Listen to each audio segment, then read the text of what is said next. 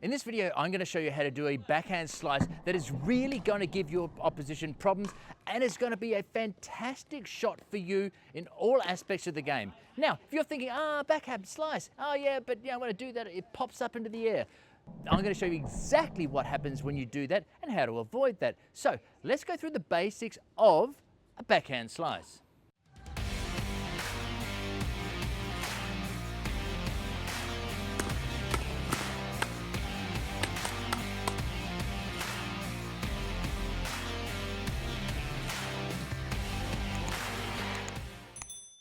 Now, as an over 50s player, I want to tell you before I teach you the techniques why this is such a brilliant shot for you to have. First and foremost, it's a lot easier on your body and your joints, okay? Compare this to a top spin backhand, for example. This is so much easier to do. You've got more control, and just as far as effort goes, we're going to lean into this, as I'm about to show you. It's a lot easier on your body. The other thing is, it's a brilliant way to return serve because you've got two options. As I'm about to show you, we can dial it in hard and low so it comes in skidding to that player, which so many players have a really hard time trying to get. Now, even I'm talking about 3.0, 4.0, even 4.5 to 5.0 players have a hard time with this, especially if they're used to it coming in as top spin or a flat shot and doing their drops. When this comes skidding in with backspin, it's a lot harder for them to try and do a drop, a third shot drop. So you've got that as well. The other thing is it gives you more control. It's much easier in windier conditions to control this.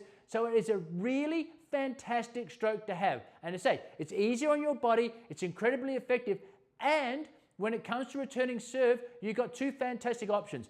You should dial it in and laser guide it in, so low and flat with backspin, really tough, as I say, for people to return. The other thing is you can make it a little higher and go high and deep, and as you know, in return of serve, for you want to get these shots high and deep as they come in, gives you plenty of time to come into the net for that third shot. So many reasons to have this shot. I'm going to show you how to do it right now.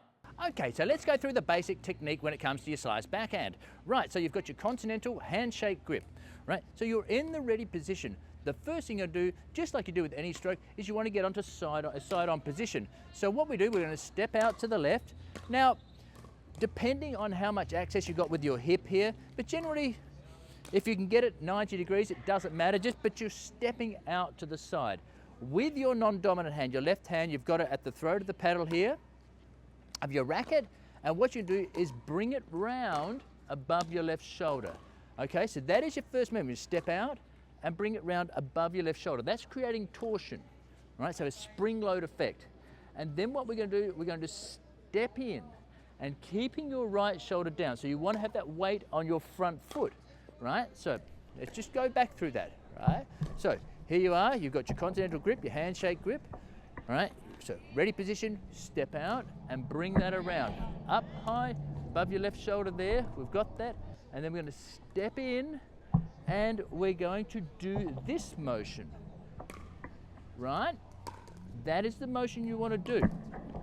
I'll show you again. We're going to come out, step in. Now, you want to keep that right shoulder down. You want to feel like you are leaning in.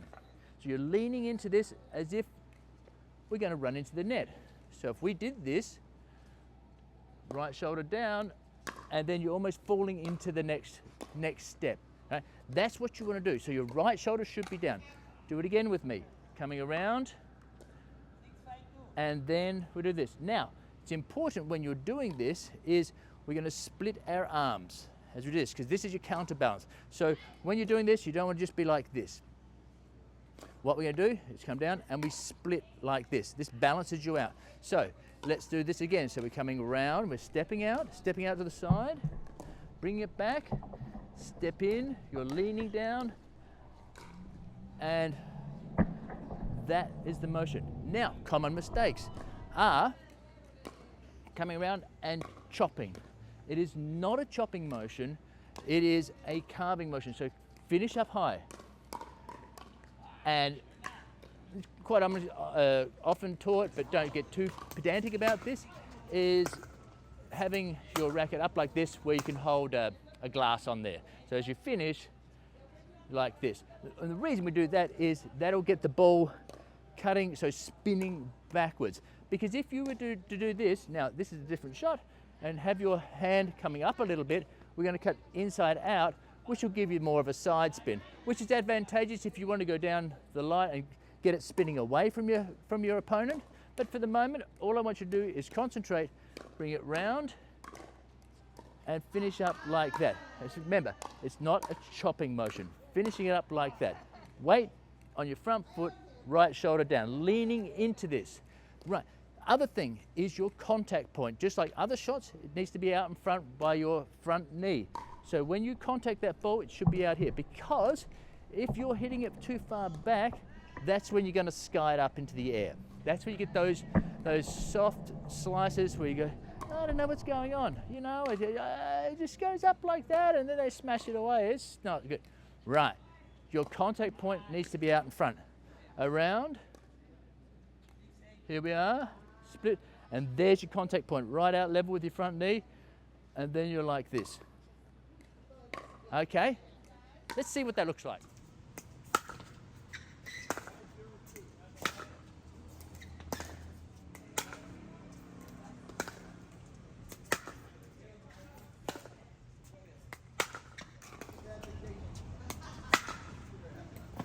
So don't forget to subscribe, like the channel, and also comment below. And if you're ever in Cozumel, Mexico, come and visit us here at Pickleball.